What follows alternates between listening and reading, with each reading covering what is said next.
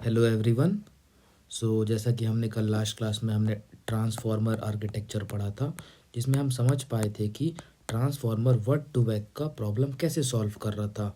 कि word to वैक या फिर पुराने कोई भी फ्रीक्वेंसी बेस्ड एम्बेडिंग्स या फिर वर्ड टू वैक या फिर ग्लोव या फिर फास्ट टेक्स्ट, कोई भी ऐसे मॉडल्स में जो प्रॉब्लम हुआ करते थे एम्बेडिंग्स के, वो ट्रांसफॉर्मर प्रॉब्लम्स को कैसे सॉल्व कर रहा था।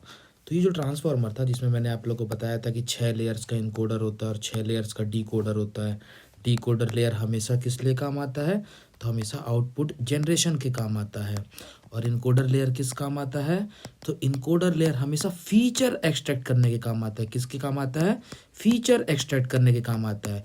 फीचर एक्सट्रैक्ट करके ये पूरे डेटा को आउटपुट लेयर में भेजता है और आउटपुट लेयर में हम लेबल्स को पास करते हैं इन द ट्रेनिंग टाइम, और ये हमें आउटपुट जनरेट करता है। जैसे इनकोडर डिकोडर काम करता है आर्किटेक्चर, वैसे ही ये भी काम करता है। तो यही ट्रांसफॉर्मर आर्किटेक्चर का यूज़ करके बड़ी बड़ी कंपनीज ने क्या किया? एक मॉडल बनाया। तो ये ट्रांसफॉर्मर आर्किटेक्चर, जैसे कि मैंने कल बताया था, उसमें क्या था? 6 इनकोडर हुआ करता था और 6 डिकोडर हुआ करता था। लेकिन जब एलएलएम मॉडल्स को जब ट्रेन करने की बारी आई, तो उन्होंने इसी 6 इनकोडर को 60 इनकोडर कर दिया और 6 डिकोडर को 60 डिकोडर कर दिया। उन्होंने थोड़े बहुत चेंजेस किए, जैसे कि उन्होंने लॉस फंक्शंस को चेंज किया या फिर वेट्स को अपडेट करने के मेथड्स को चेंज किया, लेकिन एनी हाउ मेथड सेम था। मतलब इनकोडर्स के लेयर को इंक्रीज किया गया और उससे एक मॉडल बनाया गया। तो कौन से मॉडल्स बनाए गए? तो लार्ज लैंग्वेज मॉडल्स बनाया गया। अब लार्ज लैंग्वेज मॉडल का मतलब क्या होता है?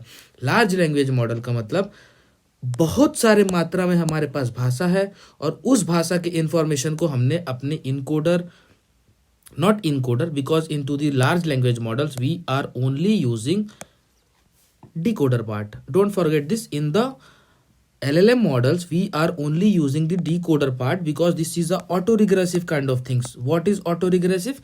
मतलब कि इसको हम एक इनपुट देंगे तो ये एक आउटपुट जनरेट करेगा और यही आउटपुट को वो एज अ अगेन इनपुट देगा और ये मॉडल फिर इसको आउटपुट देगा, मतलब इसका आउटपुट देगा अगेन। ये जो आउटपुट होगा वो एज अ इनपुट जाएगा। देखो, नहीं समझ में आया ना? जैसे मान लो हमारा ये डिकोडर लेयर है, हम क्या करेंगे? यहाँ से चैट जीपीटी को बोलेंगे या फिर किसी भी मॉडल को, मतलब बोलते हैं ना हाय, तो वो मॉडल क्या करता है? वो मॉडल क्या करता है? तुरंत आपको रिप्लाई करता है हेलो, हाउ आर यू। तो आप जैसे ही हाय भेजते हो, वो क्या करता है? अपने मल्टी डायमेंशन स्पेस में क्या करता है कि इस हाई का रिप्लाई क्या क्या हो सकता है? इस हाई का रिप्लाई हेलो हो सकता है, इस हाई का रिप्लाई बाय हो सकता है, इस हाई का reply something X Y Z हो सकता है। ऐसे ही वो पूरे डेटा को सोचता है कि इस हाई का रिप्लाई क्या हो सकता है, और ये पूरे डेटा के एम्बेडिंग को क्या करता है? एक सॉफ्ट मैक्स लेयर से पास कराता है। और सॉफ्ट मैक्स लेयर से पास कराने के बाद जैसा कि आपको पता है कि सॉफ्ट मैक्स लेयर क्या करता है? एक आउटपुट देता है, एक प्रोबेबिलिटी काइंड ऑफ थिंग्स देता है।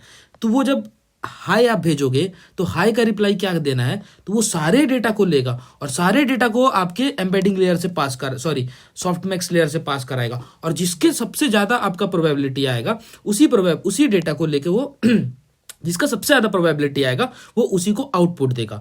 अब जैसे मान लो आपने भेजा हाय, हमारा डिकोडर पार्ट यहाँ पे रिप्लाई किया हेलो। अब हेलो से तो काम नहीं होगा, उससे आगे भी लिखना है हाउ आर यू। तो वो इसी हेलो को पकड़ के यहाँ पे वापस भेजेगा, और ये हेलो मतलब जो मॉडल का या जो डिकोडर पार्ट का जो आउटपुट रहेगा वही आपका एज अ इनपुट जाएगा। समझ रहे हो? एज अ इनपुट जाएगा। फिर इस हेलो का क्या रिप्लाई करे? तो वो कॉमा, फिर ये कॉमा आएगा, कॉमा के बाद ये again comma as a input जाएगा, फिर ये आउटपुट देगा। फिर इस कॉमा के बाद क्या प्रिंट करे? तो हमारे पास एक हो गया हाय और एक हो गया कॉमा। इसके बाद क्या प्रिंट किया जाता है? तो what is your name, how are you. उसमें अगेन वो सॉफ्ट मैक्स से पास करा के सबसे ज्यादा जिसकी प्रोबेबिलिटी होगी वो उसको प्रिडिक्ट करेगा। जैसे हाउ आर यू की सबसे ज्यादा है तो पहले हाउ को लिखेगा, हाउ क्या करेगा? आउटपुट देगा। फिर इसी हाउ को क्या करेंगे हम लोग? एज अ इनपुट पास करेंगे, और हाउ के बाद क्या आता है? सबसे ज्यादा प्रोबेबिलिटी तो आर आता है। तो ऐसे वो हर एक वर्ड को बनाता है। इसको हम लोग बोलते हैं auto regressive model. Auto regressive model, ठीक है? ये आउटपुट के टाइम पे ऑटो रिग्रेसिव होता है और ट्रेनिंग के टाइम पे इन्फरेंशियल मेथड होता है। मैंने बोला ना, जब आप लोग को ऐसे इंटरेस्ट हो गया ट्रांसफॉर्मर मॉडल के बारे में जानने में तो मैं मैथमेटिकली समझाऊंगा। तो इन्होंने क्या किया? इस डिकोडर पार्ट को पकड़ के इन्होंने क्या किया? एलएलएम मॉडल्स को ट्रेन किया। एलएलएम मॉडल्स मतलब large language model. What? Large language model मतलब कि लार्ज लैंग्वेज है। अब जैसे मान लो हिंदी को ही ले लो। अब हिंदी क्या है? एक बहुत बड़ा लैंग्वेज है। चलो एक संस्कृत है, संस्कृत क्या है? हिंदी से भी बड़ा लैंग्वेज है। बहुत बड़ा लैंग्वेज है। तो ये सारे लैंग्वेज को क्या किया हमने, अब ये संस्कृत जो है ये कहाँ लिखा हुआ है, तो ये आपको कहाँ मिलेगा, तो ये आपको व्लॉग्स पे मिलेगा, है ना, वेबसाइट्स पे किसी, या न्यूज़पेपर में मिलेगा, या फिर आपको ये किसी बुक्स में मिलेगा, हमारे ग्रंथ्स में मिलेगा, है ना।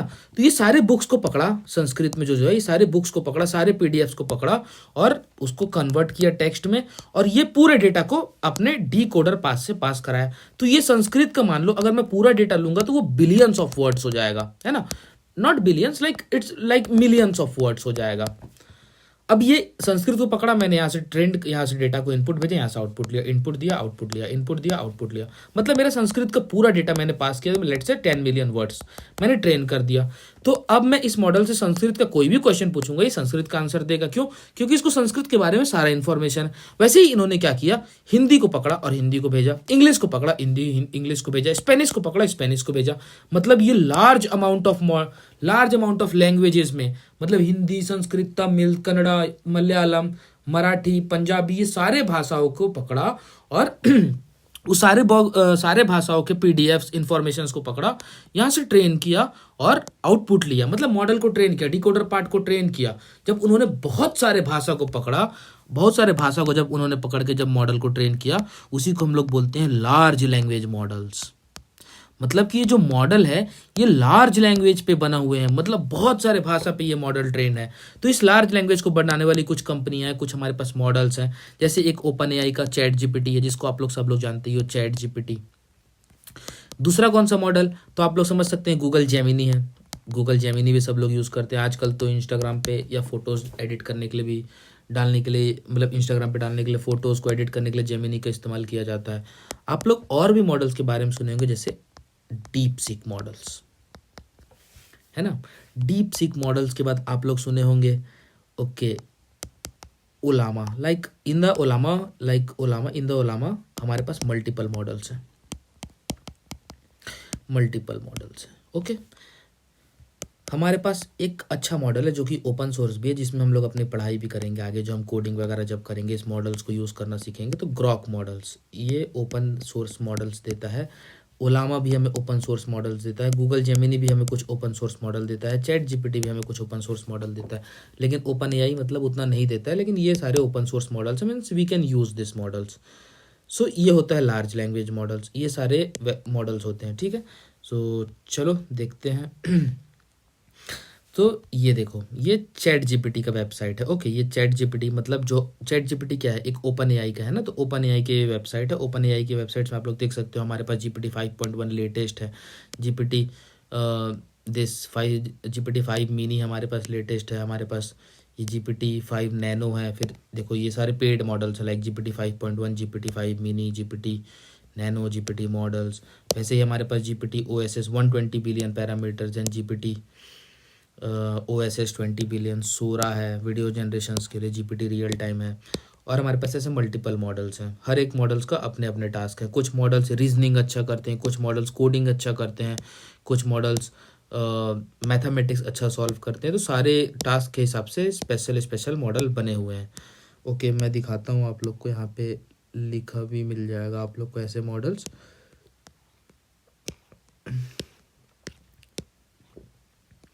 जो कि पावरफुल डीप रिसर्च मॉडल देखो, O3 deep research models, vision multiple model, text generation, audio, like here you can find the every models for the specific task also. Like if you want to do some reasoning task, थोड़ा logical task, तो आप reasoning model मिल जाएगा आपको, वो जो logical सोच के बताएगा, ठीक है। तो ये जीपीटी मॉडल्स इसमें मिल नहीं रहा है, जब मैं क्लास में कराऊंगा। देखो ये देखो मिल गया, Codex mini latest fast reasoning models optimized for the cloud, Codex CLI। वैसे ही आपको हर एक चीज़ का मॉडल मिल जाएगा। वैसे ही हमारे पास दूसरा क्या है, एक ग्रॉक है। ग्रॉक भी हमें मल्टीपल मॉडल्स प्रोवाइड करता है, जैसे Llama 3.1 8 billion models, Llama 3.3 70 billion से हम ये सारे मॉडल्स को यूज़ करेंगे एक एक करके। फिर हमारे पास जेमिनी कुछ मॉडल्स प्रोवाइड करता है, जैसे Gemini 3 pro, Gemini 3 2.5, Gemini 2.5 flash, Gemini 2.5 flash light ये भी हमें मल्टीपल मॉडल्स प्रोवाइड करता है। और वैसे ही हमारे पास कुछ ओलामा के मॉडल्स है, जैसे जीपीटी OSS, ये ओलामा वेबसाइट है। I will tell everything like how we can use this Ollama, I will give you the code also, don't no need to think about this. So I am just showing the models like how where the models are present. Okay, so आप लोग देख सकते हैं हमारे पास इतने सारे models यहाँ पे पड़े हुए हैं और हम ये सारे मॉडल्स ऑलरेडी किसी न किसी ने अपलोड किया। हम वही मॉडल, ये सारे क्या है कि ये ओपन सोर्स मॉडल्स हैं, तो हम इसे ना डायरेक्ट यूज़ कर सकते हैं, हम अपने कंप्यूटर में डाउनलोड कर सकते हैं। जैसे यहाँ पे ना एक डाउनलोड का देखो ऑप्शन है, तो ये डाउनलोड के ऑप्शन जाके हम अपने ऑपरेटिंग सिस्टम के हिसाब से, जैसे मैक ओएस है तो मैक ओएस, लिनक्स है तो लिनक्स, विंडोज़ है तो विंडोज़, उनके लिए हम डाउनलोड कर सकते हैं ओलामा को। और ओलामा डाउनलोड करने के बाद यहाँ पे मॉडल्स है और यहाँ से अपने प्रॉब्लम स्टेटमेंट के अकॉर्डिंग हम लोग किसी भी मॉडल को सेलेक्ट कर सकते हैं और डायरेक्टली अपना चैटबॉट या फिर हमें जो भी प्रॉब्लम स्टेटमेंट बनाना है, हमें रैक पाइपलाइन बनाना है या हमें मल्टी एजेंट बनाने हैं, मल्टीपल एजेंटिक एआई का हमें क्रिएट करना है, multiple agents and multiple tools create करने हैं, हमें कौन सी लाइब्रेरी उसके लिए लगेगी, वो सारी चीज़ें हम देखेंगे। वैसे ही हम लोग जेमिनी मॉडल्स का भी हम यूज़ कर सकते हैं।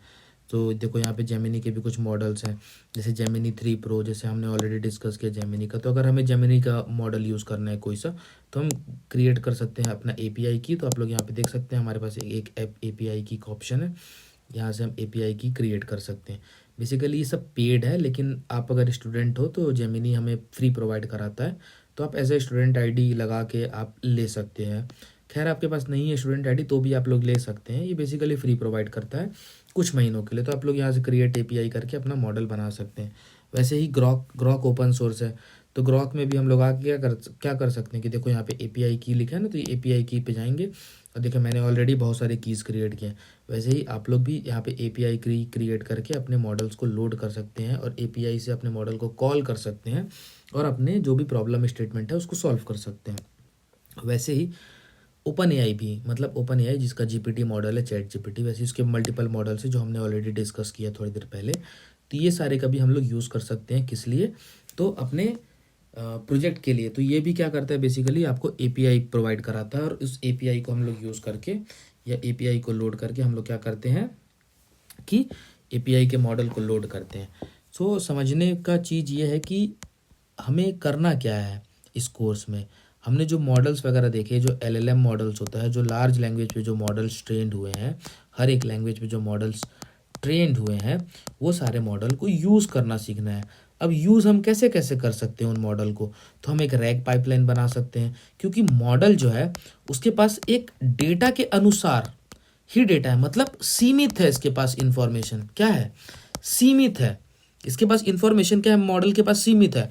संस्कृत का बुक मान लो 5000 है, लेकिन 5000 लेट से संस्कृत का बुक है, मैं एग्जांपल दे रहा हूँ, कोई एग्जैक्ट नंबर नहीं है, रैंडम नंबर से। लेट से संस्कृत का अगर बुक 5000 है, तो ओपन एआई या फिर जो डेटा कलेक्ट करता है उनको सिर्फ 3000 मिल पाएगा, वो ऑल 5000 उनको मिलना नामुमकिन के बराबर है।